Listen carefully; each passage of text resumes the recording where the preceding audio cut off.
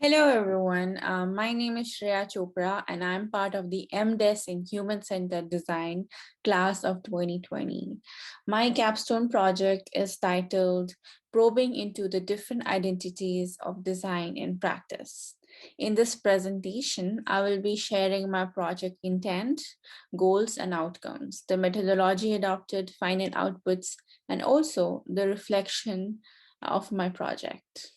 In my capstone project, I explored how different practices are actively or passively hosting, nurturing, or policing different manifestations of design through the perspectives of various stakeholders. In light of the recent uptake of design led approaches by various organizations and in the industry, I was intrigued by what does it really mean to be design led or what is design. So the research questions I explored were how might I learn what it means to design beyond the definitions that are taught to us?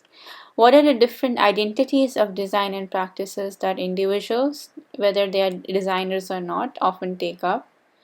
How does design manifest in practice beyond the design led approaches that are becoming increasingly popular?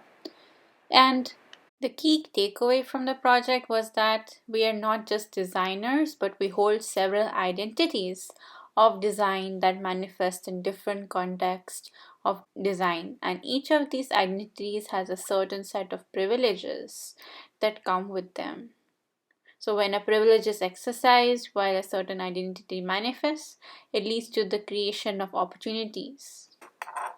These were the key points of my literature review. First, I explored what does it mean to design, and then I looked at what does it mean to design beyond a certain range of stakeholders, and how design is placed across time, the history of design and the evolution of design thinking.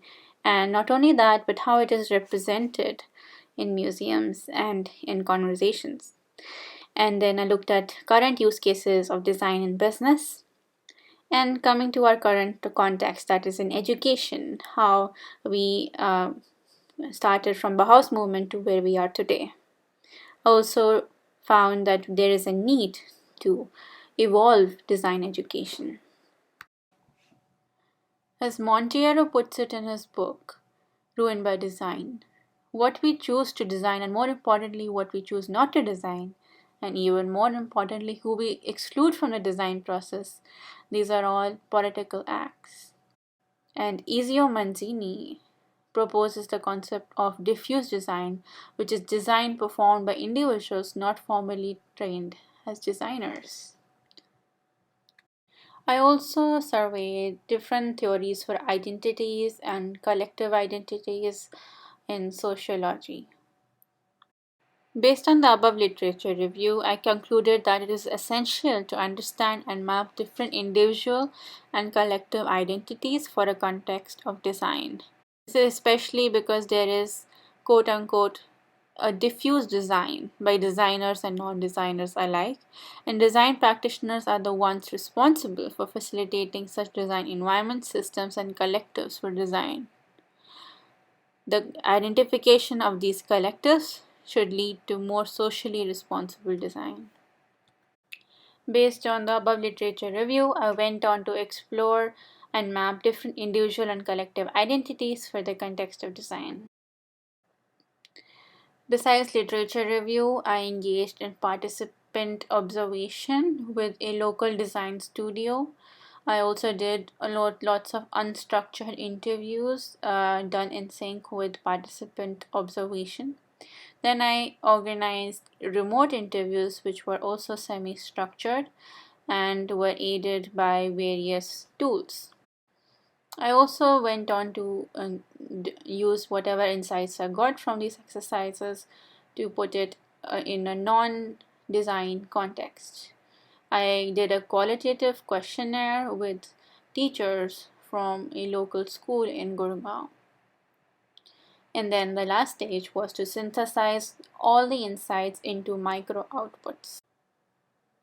Process wise, it was a constant converging and diverging of research and then gaining insights and using those insights into the next phase of research. The final outputs. Based on my primary, secondary research and literature review, I came to identify certain connections and I mapped them. These diagrams provide a useful reference point for reflexivity in design practice, whether in academia or industry. This is a stakeholder map I created for my design research. My abstractions are at the center of the research, and relative analysis is done, noting my position in the said context. I, the researcher, am at the central node in this context. Other nodes from other spaces access nodes from other spaces or belonging to other spaces. The second stakeholder map. On the y-axis, we have a degree of relevance to context, and on the x-axis indicates the level of involvement of stakeholders with respect to the context. You can map different relationships between stakeholders with respect to the level of benefit a project provides on the map. So this is one way designers can relate themselves with respect to the stakeholders for a particular problem solving approach or design process that they are going for. In order to define what is a practice in the sense of this thesis, I created a map of what an exercise of the profession means. Approaches can be of three types: intuitive approach, adapted approach, and borrowed approach.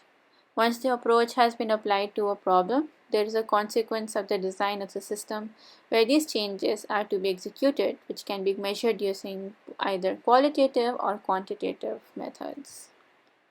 In light of the shifting nature of workplaces during COVID-19 pandemic, this is a design identity map which I created to place designers and non-designers relative to their place of work. This kind of nature of work versus space of work identity mapping could be done and could provide practitioners with an insight into the mental models of working in different contexts of practice. For example, to explain one quadrant, working for self in a space of self, the node in the design space has a personal identity and has behaviors and rituals independent of the business. Now, this is the design identity mega map. Starting out with a more than human lens on design practice, where the interdependence of living and non living is looked at in a system, this is the map of all observed identity in practice.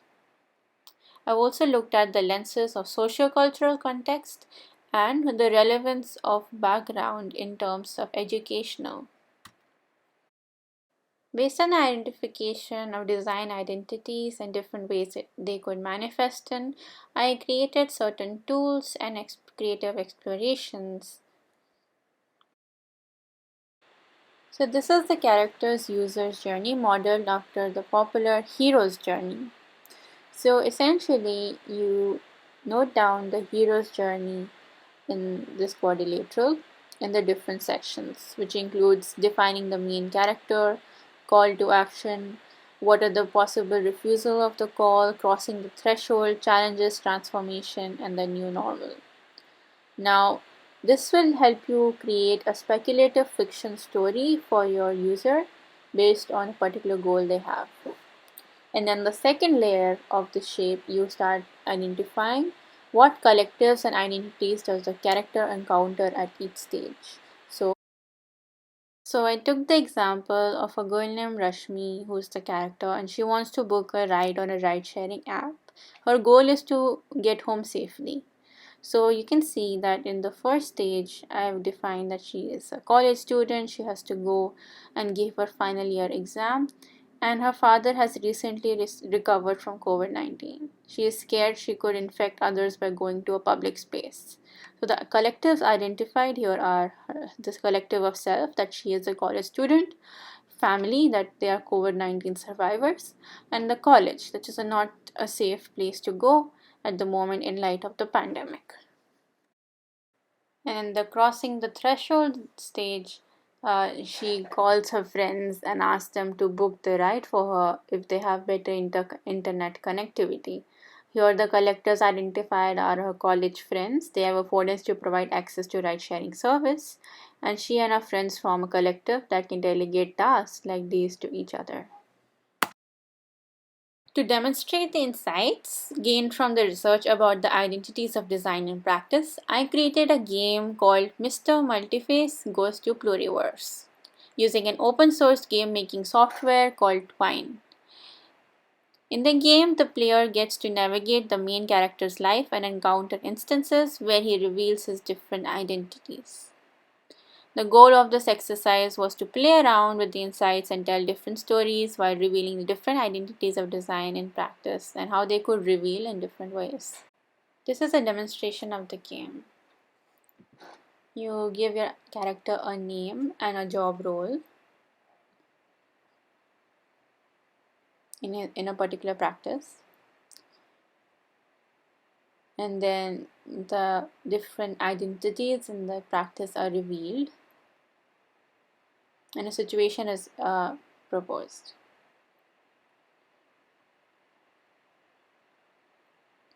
Definitions of different identities are revealed as you navigate through the story. Thank you so much for taking out some of your time to listen to my presentation. As a reflection from my project, I realized that I had a new and evolved lens on the role of designers. As a designer in practice myself, I now feel like I'm on a mission to bring out all design identities of different individuals and collectives to promote socially responsible design through the participation of all kinds of these collectives. So far, within the scope of this project, I have only identified a few identities of design within my circles of influence as a researcher. When different people exercise this approach towards things, more identities shall be revealed and more room for establishing common grounds between different collectives will be established.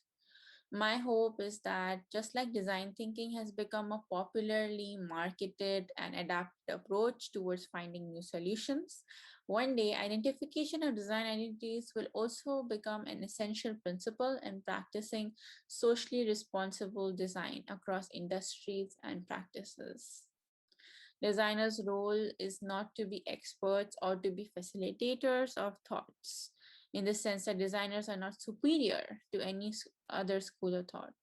Designer or the formally designated design practitioners' roles evolve to be of those that create environments in different contexts of challenges for all stakeholders to be able to identify and exercise the design identities. The design community, I feel, has to realize that design by itself cannot make much of a difference. The world is shared by everyone, regardless of which discipline we belong to.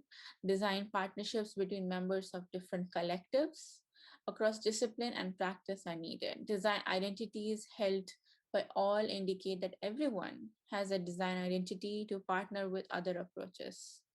This identification can be facilitated to allow unbiasing of perspectives and help establish a collective conscious towards achieving common goals for the betterment of society. Thank you.